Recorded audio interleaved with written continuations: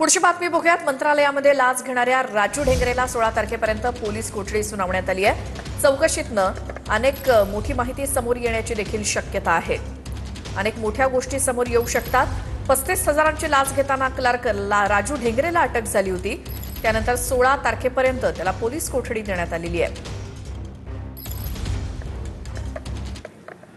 पुढची बातमी बघूयात। मुंबईमध्ये कोस्टल रोडवरती नुकत्याच झालेल्या मेलडी रोडचा मनसेचा विरोध आहे, कारण मेलडी रोडवरती जय हो हे गाणं लावलं जाणार असल्यामुळे मनसेनं त्यावरती नाराजी व्यक्त केली आहे। जय हो या गाण्याचा विरोध करत जय जय महाराष्ट्र माझा हे गाणं वाजवत किंवा हे गाणं तिथं असावं असं म्हणत मनसेनं विरोध केलाय जय हो या गाण्याला।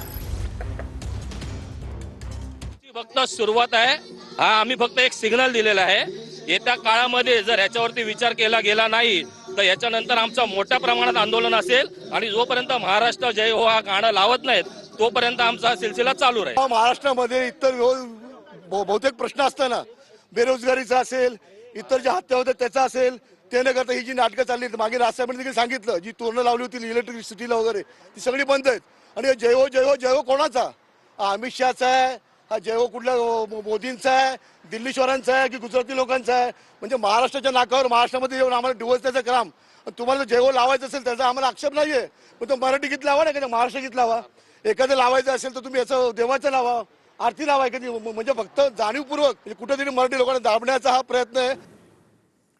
आता बीडच्या परळीमध्ये 3 दिवसीय महापशुधन एक्स्पोला सुरुवात झालेली आहे। यावेळी पशुसंवर्धन मंत्री पंकजा मुंडे आणि धनंजय मुंडे यांनी एक्स्पोमध्ये आलेल्या विविध पशूंची पाहणी केली। यावेळी पंकजा मुंडे यांनी हातात बकरीचं पिल्लू घेऊन पाहणी केली।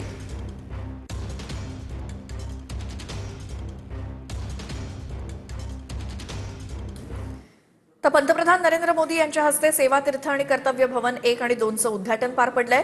सेंट्रल विस्टा प्रकल्पामध्ये अर्थ, संरक्षण, आरोग्य आणि कुटुंब कल्याण तसंच शिक्षण प्रमुख मंत्रालयांच्या उद्घाटनाचा कार्यक्रम पार पडला। सेवा तीर्थमध्ये पंतप्रधान कार्यालय, राष्ट्रीय सुरक्षा परिषद सचिवालय आणि मंत्रिमंडळ सचिवालय बांधलं गेलंय। यापूर्वी वेगवेगळ्या ठिकाणी असलेली ही मंत्रिमंडळं आता एकाच छताखाली आली आहेत।